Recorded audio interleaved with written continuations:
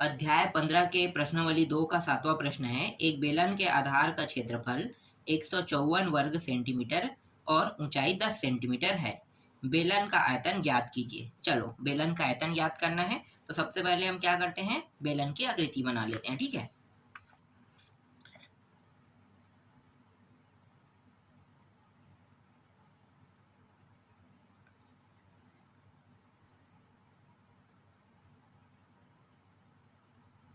इस तरीके से हम बेलन बना लेते हैं। अब बेलन का क्या क्या दिया हुआ है भाई, आधार का क्षेत्रफल दिया हुआ है और ऊंचाई। ठीक है, तो ऊंचाई जो है वो यही है, यहाँ से यहाँ तक की दूरी, इसे हम एस से दर्शाते हैं। कितना दिया हुआ है, ऊंचाई जो है वो 10 सेंटीमीटर दिया हुआ है। ठीक है, अब इस प्रश्न में कहा है कि आधार का क्षेत्रफल।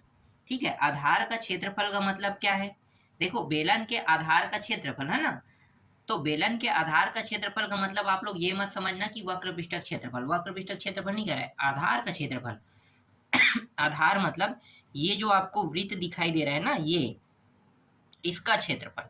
तो वृत्त का क्षेत्रफल का सूत्र क्या होता है, वृत्त के क्षेत्रफल का सूत्र होता है पाई आर स्क्वायर, यही होता है। तो पाई आर स्क्वायर का ही मान दिया है, ये कह रहा है कितना दिया है, 154 वर्ग सेंटीमीटर। ठीक है, इतना दिया है कह रहा है। ठीक है, तो 154 वर्ग सेंटीमीटर दिया हुआ है। ठीक, जो जो दिया है यहाँ पे लिख लेते हैं। चलो लिखते हैं, तो यहाँ पे लिखो बेलन का, बेलन के आधार का क्षेत्रफल बराबर कितना दिया है, 154 सेंटीमीटर स्क्वायर। ठीक है, या फिर हिंदी में हम इसे क्या कहते हैं, वर्ग सेंटीमीटर कहते हैं। तो ये वर्ग सेंटीमीटर दिया हुआ है। ठीक है, और क्या दिया हुआ है, बेलन की ऊंचाई। तो लिखो बेलन की ऊंचाई बराबर कितना है, 10 सेंटीमीटर, 10 सेंटीमीटर दिया हुआ है। ठीक है, अब निकालना क्या है, बेलन का आयतन। तो लिखो बेलन का आयतन।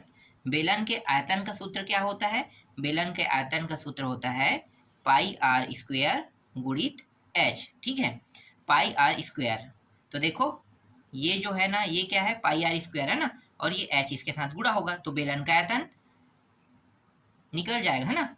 तो हम क्या करने वाले हैं, पाई आर स्क्वायर के मान को रखेंगे। तो पाई आर स्क्वायर का मान कितना है, देखो पाई आर स्क्वायर का मान 154 दिया हुआ है। ठीक है, तो इसी को हम क्या कहते हैं, बेलन का आधार का क्षेत्रफल कहते हैं। तो यहाँ पे हम रखेंगे 154 और एच का मान कितना है, 10 सेंटीमीटर।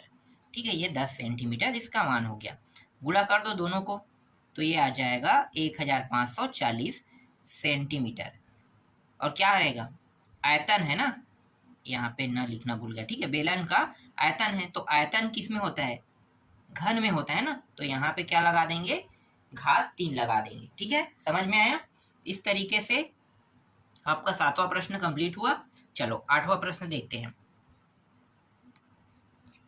8वां प्रश्न है, एक बेलन के आधार की परिधि 88 सेंटीमीटर और ऊंचाई 10 सेंटीमीटर, बेलन का आयतन ज्ञात कीजिए कह रहा है। देखो इसमें भी बेलन का आयतन ज्ञात करना है। ठीक है, चलो पहले मैं यहाँ पे चित्र बना लेता हूं। ये इस प्रकार से हम बेलन के चित्र बना लेते हैं। ठीक है, दिया क्या क्या है, ऊंचाई दिया हुआ है जिसे हम एस से दर्शाते हैं। कितना दिया हुआ है, 10 सेंटीमीटर। ठीक है, इस प्रश्न में। और इस बार ना आधार की परिधि कहा है, तो भैया वृत्त की परिधि कितना होता है, वृत्त की परिधि होता है 2 पाई आर, यही होता है।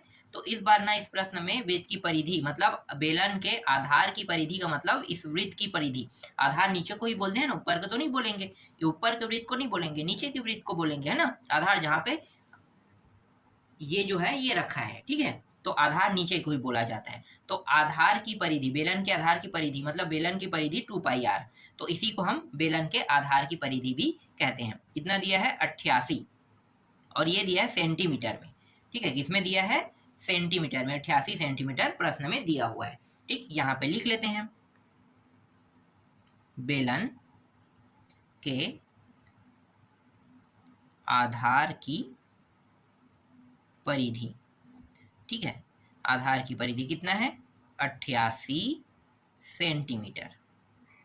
ठीक, अब बेलन की ऊंचाई,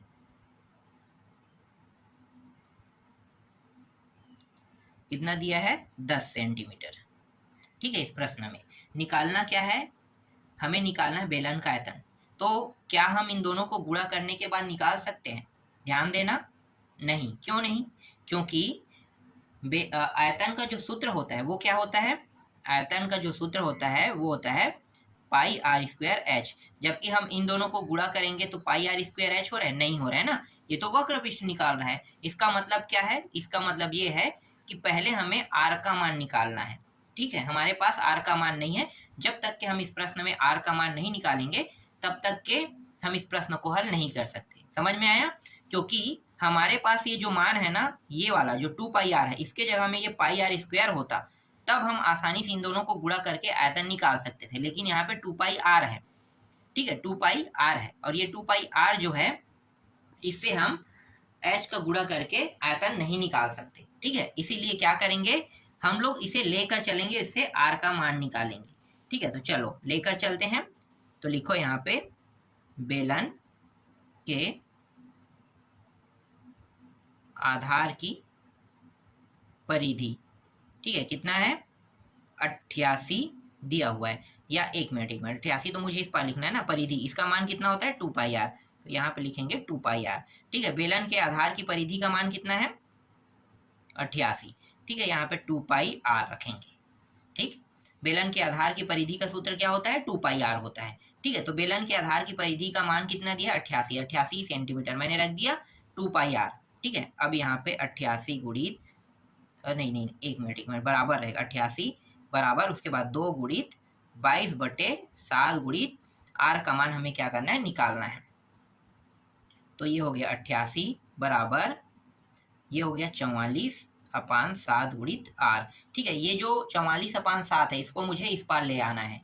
तो मैं क्या करूंगा, देखो आर के साथ गुणा के फॉर्म में है, तो कोई भी मान अगर गुणा के फॉर्म में हो तो दूसरे साइड में जाएगा, तो क्या होगा, ऊपर का मान नीचे, नीचे के मान ऊपर चला जाएगा। मतलब ये जो 7 है ये इसके साथ ऊपर चला जाएगा, और ये 44 जो है वो नीचे में आ जाएगा। नीचे में आके मतलब 88 को क्या करेगा, भाग देगा, है ना। तो इसे मैं लिख लेता हूँ 88, ये ऊपर चला जाएगा तो गुणा करेगा इसको, और ये मान कहाँ पे आ जाएगा, नीचे में भाग करेगा, है ना, 44। इस प्रकार से यहाँ पे बचा क्या, आर बस बचा। 44 से कम 44 दूनी 7 दूनी 14, तो आर का मान प्राप्त हुआ 14 सेंटीमीटर। ठीक है, कितना प्राप्त हुआ, 14 सेंटीमीटर। ठीक, आर का मान निकल गया। अब मैं आसानी से बेलन के आयतन का मान निकाल सकता हूं। तो लिखो बेलन का आयतन, बेलन का आयतन, बेलन का आयतन का सूत्र क्या होता है, पाई आर स्क्वायर एच, यही होता है। ठीक है, pi r square h, pi r square h. तो पाई का मान कितना होता है, 22/7। आर का मान 14 निकाले तो 2 बार है, मतलब आर का वर्ग है, तो हम 14 गुणित क्या लिखेंगे, 14 लिखेंगे। ठीक है, फिर एच का मान, एच का मान कितना है, 10 है ना, तो 10 रख देंगे। देखो 7 एकम 7 दूनी 14, इन सभी को अगर हम गुणा करेंगे तो जो कुल मान आएगा मैं यहाँ पे रख सकता हूँ। ठीक है, तो कुल मान को मैं क्या करूँगा, यहाँ पे डायरेक्ट रख देता हूँ। तो कुल मान आया इन सभी को गुणा करने पर 6160। ठीक है, और ये आयतन है, तो आयतन है तो क्या होगा, घन होगा ना, तो घन सेंटीमीटर, जिसे हम अंग्रेजी में सेंटीमीटर क्यूब लिखते हैं। ठीक है, तो आप घन सेंटीमीटर लिखना चाहो तो घन सेंटीमीटर लिख सकते हो, या फिर मैं जिस तरीके से लिख रहा हूँ आप वैसा भी लिख सकते हो। ठीक है, दोनों का मतलब एक ही है। चलो अगला प्रश्न देखते हैं। 8वां के बाद अब देखने वाले हैं 9वां प्रश्न। तो देखो 9वां प्रश्न क्या है, एक बेलन का आयतन 3080 घन सेंटीमीटर और ऊंचाई 20 सेंटीमीटर है। बेलन की त्रिज्या ज्ञात कीजिए। इस बार हमें क्या ज्ञात करना है, बेलन की त्रिज्या। ठीक है, चलो इस तरीके से बना लेते हैं, ये रहा। ठीक है, बेलन बना लेते हैं। क्या क्या दिया है भाई, आयतन दिया हुआ है, बेलन का आयतन। ठीक है, और दिया हुआ है ऊंचाई। तो ऊंचाई को हम एस से दर्शाते हैं और ऊंचाई इस प्रश्न में 20 सेंटीमीटर दिया हुआ है। ठीक है, बेलन का आयतन, आयतन घन सेंटीमीटर में होता है, तो ये पूरा हिस्सा, ठीक है, पूरा शुरू से लेके अंतिम तक, ये पूरे हिस्से को हम क्या कहते हैं, इसका आयतन कहते हैं। ठीक है, क्या है इसका आयतन। ठीक है, आयतन कितना है, तो ये 3080 मतलब 3080, ठीक है, सेंटीमीटर। आयतन क्या होता है, घात 3 होता है ना, तो सेंटीमीटर क्यूब। इस तरीके से क्या करना है, लिख देना है। ठीक है, और निकालना क्या है, हमें आर का मान निकालना है ना। तो चलो जो जो दिया पहले लिख लेते हैं। तो लिखो बेलन का आयतन। ठीक है, बेलन का आयतन कितना है, 3080 घन सेंटीमीटर दिया हुआ है। फिर बेलन की ऊंचाई, ठीक है, कितना है, 20 सेंटीमीटर दिया हुआ है। ठीक है, बेलन की ऊंचाई 20 सेंटीमीटर। ठीक, और निकालना क्या है हमें, इस प्रश्न में त्रिज्या निकालना है। तो लिखो बेलन की त्रिज्या। शायद पेन की स्याही खत्म हो गया, मैं दूसरा पेन चेंज कर लेता हूँ। चलो देखें, ये रहा त्रिज्या। ठीक है, त्रिज्या को आर से दर्शाते हैं, तो त्रिज्या हमें क्या करना है, निकालना है। ठीक है, यहाँ पे क्या दिया, बेलन का आयतन दिया है और बेलन की ऊंचाई दिया है, इससे हम आसानी से आर का मान निकाल लेंगे। आयतन दिया तो हम कौन सा सूत्र लगाएंगे, बेलन के आयतन वाला। तो लगाओ बेलन का आयतन। ठीक है, बेलन का आयतन क्या होता है भाई, बेलन के आयतन का सूत्र पाई आर स्क्वायर एच, यही होगा। देखो ये वृत्त है ना, तो वृत्त का मान कितना होता है, पाई आर स्क्वायर, इसके साथ एच का गुणा कर देने पर क्या बन जाता है, बेलन का आयतन बन जाता है। तो बेलन का आयतन कितना दिया है, इसे हम लेफ्ट हैंड साइड में रखेंगे। देखो बेलन का आयतन है, इसको हम कहाँ पे रखेंगे, 3080 यहाँ पे रखेंगे। ठीक है, पाई का मान 22/7 गुणित आर का मान कितना कितना दिया है, नहीं दिया है ना, निकालना है, तो इसको हम आर का वर्ग जैसा वैसा रख देंगे। एच का मान दिया है क्या, हाँ दिया है, 20 यहाँ पे रख देंगे इस तरीके से। ठीक, तो ये हो गया 3080। देखो कुछ कट रहा है क्या, नहीं कट रहा है ना, तो ये 22 और ये 22 और 20 इन दोनों को गुणा कर देते हैं। कितना होगा, 440 होगा। ठीक है, फिर 7, फिर आर का वर्ग, यही होगा बिल्कुल। अब क्या करेंगे, देखो आर को हमें क्या करना है, अकेला करना है ना, तो बाकी जो भी मान है ना, इसको हम इस पार ले जाते हैं। तो चलो 3080, और ये नीचे में है तो ये ऊपर में चला जाएगा, और ये ऊपर में है तो नीचे में आ जाएगा। तो ये जो मान है ये क्या करेगा, ये इसको भाग करेगा ना, और ये मान क्या करेगा, इसको गुणा करेगा इस तरीके। क्यों, क्योंकि ये दोनों देखो ना गुणा के रूप में है ना, तो ऊपर वाला मान नीचे में जाकर भाग करेगा, और जो नीचे का मान है ऊपर में जाके क्या करेगा, गुणा करेगा। समझ में आया, ठीक। और यहाँ पे बचा क्या, आर का वर्ग बचा। ठीक, अब जो जो कटा है उसको कटा देते हैं। देखो ये कट रहा है, ये कट गया है ना, ये किसी पहाड़े से कटा है क्या, अगर मैं पहाड़ा पढ़ता हूँ, देखते हैं। ठीक है, 4 के पहाड़ा से कटा है कि नहीं, ऊपर को चेक कर लेते हैं। तो 4 पंचे 20, 4 छक्के 24, 4 सत्ते 28, 2 और 8। ठीक है, कट रहा है, ये 4 के पहाड़ा से कट रहा है। 4 एकम कट गया, ऊपर भी 4 के पहाड़ा से कट रहा है। 2 से तो कट रहा था, लेकिन बड़ा से काटेंगे तो जल्दी हल होगा ना, और नहीं समझ में आया तो 2 से भी काट सकते हो। तो देखो 4 सत्ते 28, फिर 2 8, फिर 4 सत्ते 28, फिर 11 के पहाड़ा से देखो ये और कट गया, 11 एकम और 11 कितने बार में गया, सत्ते बार में। ठीक है, तो यहाँ पे बचा क्या, यहाँ पे बचा है 7 गुणित 7, और आर जो है देखो क्या दिया है, आर का वर्ग। आर का वर्ग दिया है, अगर मैं आर से वर्ग हटाऊं तो अंडर रूट कहाँ पे लग जाएगा, 7 के ऊपर लग जाएगा इस तरीके से। ठीक है, अब देखो 7 क्या बना रहा है, जोड़ा बना रहा है, जोड़ा बना रहा है, या फिर हम इसे कहते हैं 7 का वर्ग भी कह सकते हैं। तो 7 क्या हो जाएगा, बाहर आ जाएगा, तो आर का मान कितना प्राप्त हुआ, 7 प्राप्त हुआ। ठीक है, तो यहाँ पे मैं क्या लिखूंगा, आर का मान सिंगल है ना, तो आर का मान निकाल, मैंने क्या बताया था, अगर आर का मान निकालना है, लंबाई निकालना है, चौड़ाई ऊंचाई, तो हमेशा क्या होता है, एक घात वाला होता है। तो एक घात वाला मतलब ये क्या रहेगा, सेंटीमीटर में रहेगा, है ना। तो 7 सेंटीमीटर आर का मान प्राप्त हुआ। त्रिज्या हमारा कितना प्राप्त हुआ, 7 सेंटीमीटर। यही क्या है, इस प्रश्न का उत्तर है। ठीक, चलो 10वां प्रश्न देख लेते हैं। देखो 10वां प्रश्न क्या है, एक 35 सेंटीमीटर ऊंचाई वाले जार में 11 लीटर जूस आता है, जार का व्यास ज्ञात कीजिए, ठीक है, और 1 लीटर के बराबर 1000 घन सेंटीमीटर होता है कह रहा है। तो चलो हल करते हैं, बहुत सरल प्रश्न है। इस प्रश्न में मैं बेलन नहीं बना रहा हूँ ना, मैं डायरेक्ट हल करता हूँ, आप लोगों को तो समझ में आ गया होगा, ठीक है। तो इसको थोड़ा सा फास्ट फॉरवर्ड में हल कर लेते हैं। तो चलो जो जो दिया है उसको क्या करेंगे, लिख लेंगे। तो यहाँ पे मैं लिख लेता हूँ बेलनाकार जार की ऊंचाई, ठीक है, जिसे हम किससे दर्शाते हैं, एस से। कितना दिया है, 35 सेंटीमीटर दिया हुआ है, ठीक है। इसके बाद बेलन,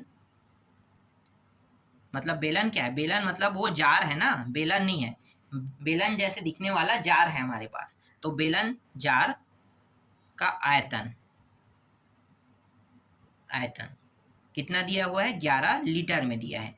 अब इस 11 लीटर को मुझे किस में चेंज करना है, मुझे इसे चेंज करना है सेंटीमीटर में, है ना, घन सेंटीमीटर, क्योंकि 1 लीटर बराबर, देखो क्या कहा था, 1 लीटर बराबर प्रश्न में कहा था कि 1000 घन सेंटीमीटर, तो 11 है ना, तो 11 गुणित क्या करेंगे, 1000 कर देंगे, तो कितना होगा, 11000 हो जाएगा। और ये किसमें है, घन सेंटीमीटर में रहेगा, ठीक है, क्योंकि ये आयतन है, आयतन किस में रहता है, घात 3 रहता है ना, तो घन सेंटीमीटर में रहता है, ठीक है। तो ये इस प्रकार से घन सेंटीमीटर में रहेगा, ठीक। चलो अब यहाँ पे लिखते हैं बेलन का व्यास, क्योंकि यही हमें क्या करना है, इस प्रश्न में ज्ञात करना है, ठीक है। चलो आगे हल करें। अब मैं यहाँ पे सूत्र लगाने वाला हूं बेलन का आयतन का, ठीक है, आयतन का सूत्र। क्यों, क्योंकि बेलन के आयतन के बारे में यहाँ पे जानकारी दिया हुआ है, तो बेलन के आयतन से भी हम आसानी से आर का मान निकाल के, आर के मान से हम डी का मान निकाल सकते हैं, ठीक है। तो यही सूत्र हम क्या करेंगे, यूज करेंगे। तो यहाँ पे पाई आर स्क्वायर एच, है ना, तो पाई आर स्क्वायर एच, और यहाँ पे कितना दिया है, बेलन का आयतन, यहाँ पे दिया है बेलन का आयतन 11000, इसे हम लेफ्ट हैंड साइड में लिखेंगे। पाई का मान कितना होता है, 22/7। आर का मान हमें क्या करना है, ज्ञात करना है, 1 मिनट, आर का मान ज्ञात करना, जैसा वैसा रखो। एच कितना है, 35। इस साइड में जो भी मान है ना, इस साइड में जो भी मान दिया है, इसके साइड में ये सारे मान को मुझे क्या करना है, यहाँ पे लेके आना है। तो पहले मैं ये कटा देता हूँ, जो जो कट है, 7 एकम 7 पंचे 35, ये कट गया, ठीक है, कट गया तो हमने कटा दिया। अब क्या करेंगे, ये दोनों मान किस फॉर्म में है, 22 गुणा 7 है, ठीक है, करके हम भी नीचे ला सकते हैं, या फिर हम डायरेक्ट क्या करेंगे, हम डायरेक्ट इसे 22 गुणित 5 इस प्रकार से भी लिख के ला सकते हैं, और ये आर का वर्ग। देखो 5 के पहाड़ा में 5 एकम, 5 दूनी 10, 1 शून्य, 5 दूनी 10, फिर 2 शून्य, ठीक है। तो यहाँ पे कितना आ जाएगा, 2200 आ जाएगा, ठीक है। अब देखो यहाँ पे कितना दिया है, 2200 दिया हुआ है ना, और ये 22 के पहाड़े में क्या हो सकता है, कट सकता है, तो काट देते हैं, तो काट दो, तो ये हो जाएगा 22 एकम, ये हो गया 22 एकम 00, ठीक है, 100, तो 100 यहाँ पे आ गया आर का वर्ग, ठीक है। तो आर का वर्ग कितना आ गया, 100 आ गया यहाँ पे। अब मैं क्या करूंगा, अब मैं यहाँ से वर्ग जैसे ही हटाऊंगा, या फिर मैं इसे ऐसे लिख सकता हूँ, 10 का वर्ग बराबर आर का वर्ग, ठीक है। ऐसे आप अगर आप लिखोगे तो डायरेक्ट इसको हल कर सकते हो, ठीक है, वर्गमूल लगाने की जरूरत नहीं। दोनों में क्या है, घात 2 है, तो घात 2 है, तो मैं इसको घात को ऊपर ऊपर से दोनों से कट गया, और आर, ऐसा भी हम इसे लिख सकते हैं। तो आर बराबर कितना प्राप्त हुआ, 10, ठीक है, और ये 10 सेंटीमीटर बराबर आर, यही क्या है, एक मिनट, हमें तो व्यास निकालना है ना, आगे और हल करना है, ठीक है। यहाँ पे मैं बगल में कर देता हूँ, तो 10 सेंटीमीटर आर का मान निकल गया।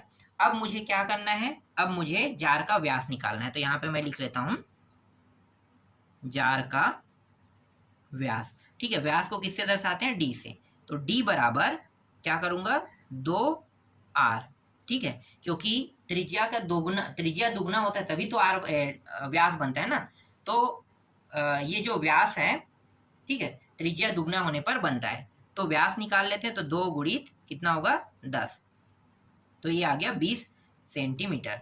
तो व्यास कितना आया, 20 सेंटीमीटर, यही इस प्रश्न का क्या है, उत्तर है, ठीक है। और भी प्रश्न बाकी है, उसको मैं आपको नेक्स्ट वीडियो में बताऊंगा।